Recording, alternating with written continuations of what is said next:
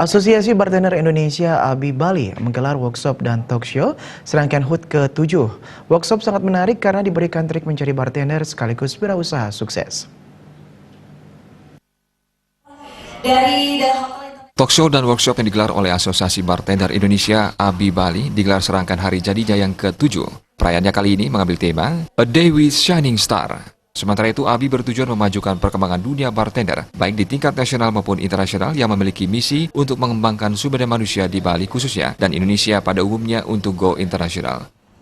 Sudah lama adalah Asosiasi Bartender Indonesia yang mana visinya adalah untuk memajukan perkembangan perbartenderan, baik itu tingkat nasional maupun internasional, yang memiliki misi adalah untuk mengembangkan sumber daya manusia yang ada di Bali khususnya dan Indonesia pada umumnya untuk go internasional. Workshop dan talk show salah satunya menghadirkan bartender senior Yos Malelak. Dalam kegiatan kali ini, Yos memberikan materi tentang bartender transformation, yakni menciptakan bartender yang tidak hanya menjadi seorang bartender, namun juga menciptakan kesuksesan lewat bartender yang digeluti.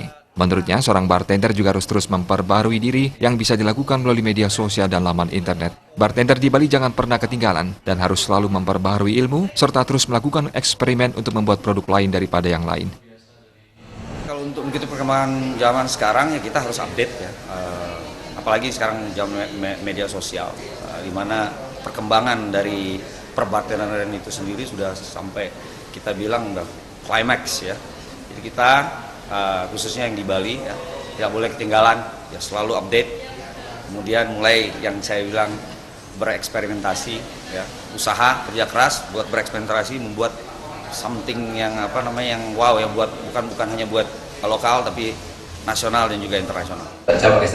Penasihat Asosiasi Bartender Indonesia ABI, Nyoman Sudiartawan bersyukur bisa memberikan sumbangsi dan berbagi pengalaman dengan generasi muda Bali khususnya di bagian bar. Sudiartawan yang juga saat ini sebagai Direktur PT Oceania Raya Bali, yakni agen kapal pesiar, serta owner Katak Tepi Sawah KTS, dan owner Captain Table Restoran. Menambahkan untuk menjadi seorang wirausaha atau entrepreneur, diawali dari mencintai apa yang dilakukan dan memberikan 100% kerja keras dengan apa yang dilakukan.